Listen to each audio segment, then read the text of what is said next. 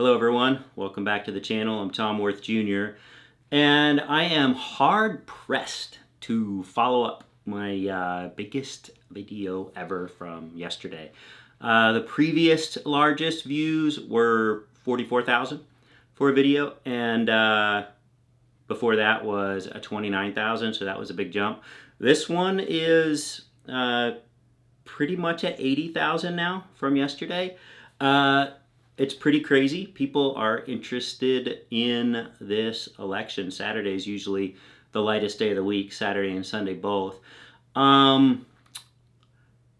right now, as I record this, that Madison Square Garden Trump, whatever it is going on, and it's pretty packed, I understand.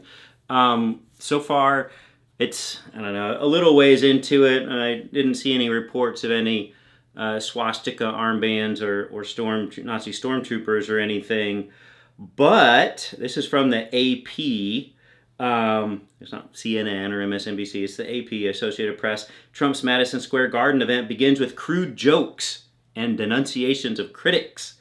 So the opening, remember last week I talked about his and Elon Musk's, maybe it was a week before, Trump's obsession with generals like MacArthur and Patton, and how Elon Musk at his first high school event up in Pennsylvania stood behind in front of a giant American flag. Well, that has borne fruit again. The opening of the rally was a hodgepodge of Trumpism with an extended clip played from the 1970 film Patton.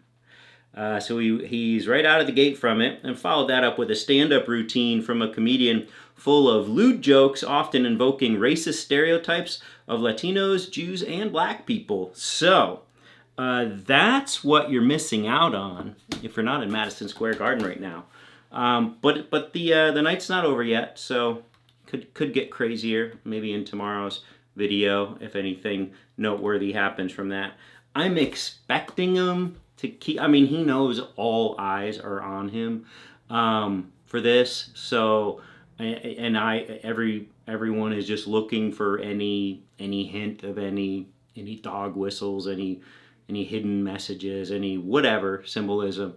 So far, I hadn't seen anything, but that was just a quick article about the start of it.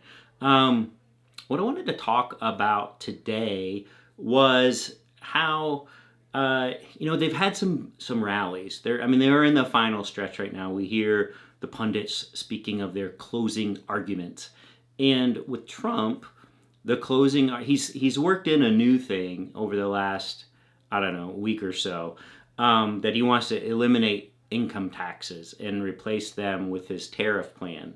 And economic analysis I saw on this said that his tariffs could replace possibly 10% of the revenue that is brought in from income taxes. So when you hear him say he wants to get rid of income taxes, he's not being serious. He knows there's no chance of that happening. There would be no government if that happened, if we didn't have an income tax. So more nonsense from him.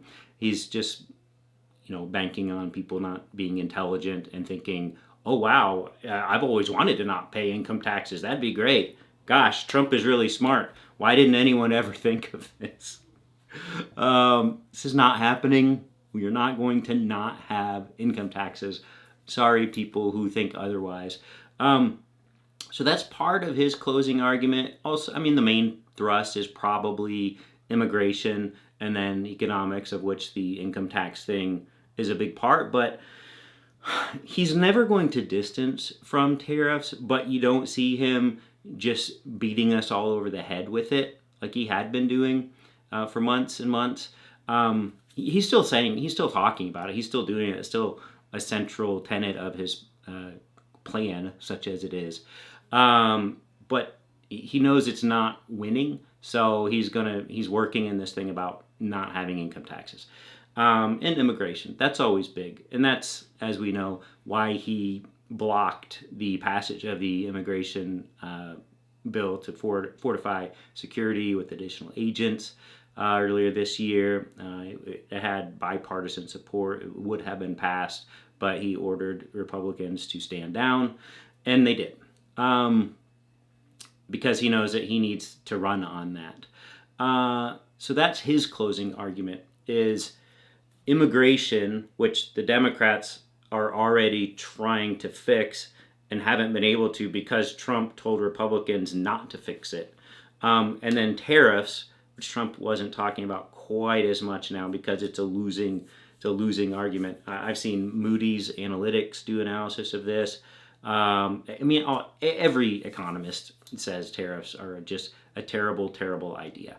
Kamala Harris's closing argument, a lot of people thought it should be women's health care, and it looks like that's what she's going with. It looked like she could go with democracy itself as a closing argument, always a strong argument when you're running against Donald Trump. But I think the writing's on the wall there that his people don't care about that. If you're the undecided voters, whatever they may be, if they're not already on Harris's side, they already know about January 6th and they know about the election stealing. That's not going to pull her any more votes than it already has, I guess, is the thinking there. That to me is the most important issue, but you've got to, democracy itself. I think the most effective issue is women's health care, and that seems to be what she's closing on. When you think about her appearances recently, it's all women. It's her, it's Liz Cheney, it's Michelle Obama, it's Beyonce. These are women, and they are talking about women's health care. They're talking about women's rights. And this divide between women and men in this election, especially young men for Trump, but men in general to a lesser extent, and women is, as we know, going to tell the story of this election. Do women turn out? Yes, they will. Is it enough? Yes, it will be enough. Will the votes count? I saw that most of the Republican voter suppression things that were being tried, such as in Georgia and in Virginia, have all been blocked by the courts there. Even on appeals, they have been blocked. But I saw something today about the Virginia one going to the Supreme Court, which I can't fathom the Supreme Court could do anything about a state law there this late in the election. I think at best they would have to send it back down to the lower courts, which have already decided that the voter suppression measures trying to be done in Virginia aren't going to fly.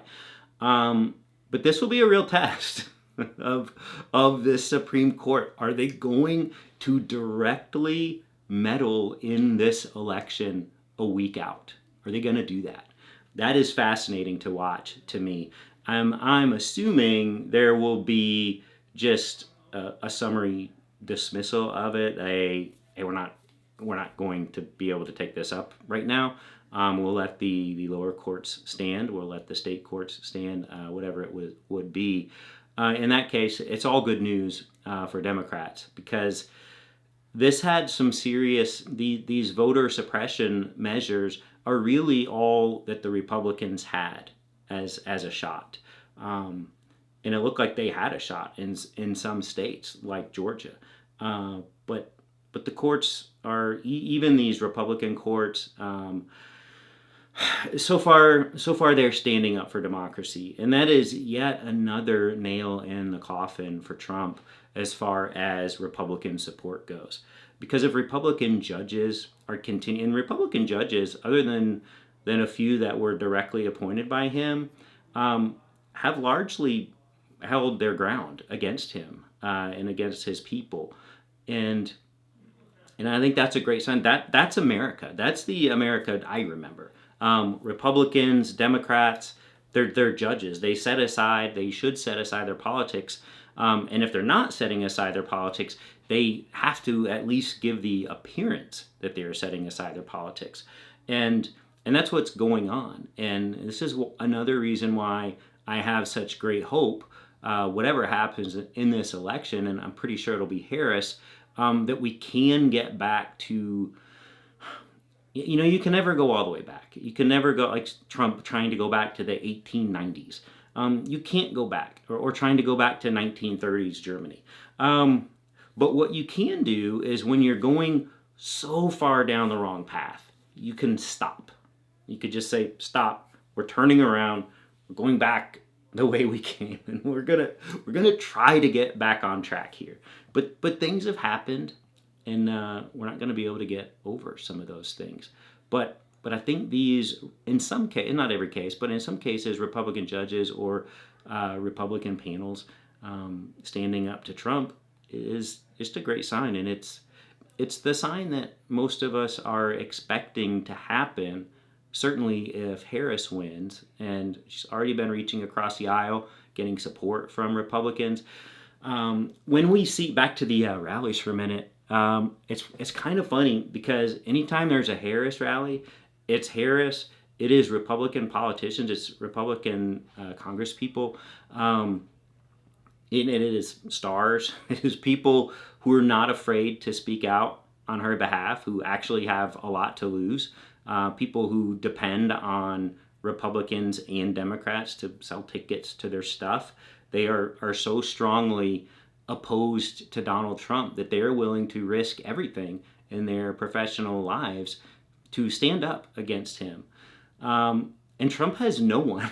It's reading who is at this Madison Square Garden. And it's a big venue. There's a lot of people there. It's New York City. It's Manhattan. It's a Sunday evening. And you would think that, other than maybe an Elon Musk, I don't know if he's there or not. It seems like he would be. I didn't read his name there. But it had a voter from Trump's neighborhood in Queens. It had one of his awful, terrible lawyers that lost the young lady that was representing him. She seemed like a disaster. But she was up there speaking for him, and the racist comedian was up there speaking for him that no one's ever heard of. He can't get any legitimate person. That's not to say these people won't vote for him, some of these people, but nobody is willing to risk their reputation standing up for him. Even someone like Patrick Mahomes, the quarterback for the Kansas City Chiefs, he's maybe the most visible person in the NFL and the best player, and he makes the Chiefs the favorite to win every Super Bowl. And he's a Texas guy, East Texas guy, and then went to West Texas for school, out in Lubbock at Tech. And his wife is a big Trump supporter, and you have to figure he is too. But he won't go out and do that. He is saying, I'm not getting involved. I'm not going to say who I'm voting for. I'm not endorsing anyone. Americans should just vote for whoever they think should win. He's not in any way implying he's going to vote for Harris, but he is not supporting Trump because you can't publicly support that guy. It's poison.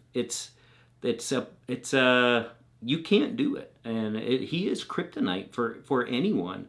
Other than Elon Musk, I guess. I don't know. Speaking of Elon Musk, when he fired all his human content moderators when he took over Twitter, just to get Trump back on the platform and to get all the misinformation back on there, to keep the human element out of it and replace it with some sort of AI-based thing that his people developed. It's putting all kinds of misinformation on Twitter, on X. It's real, like even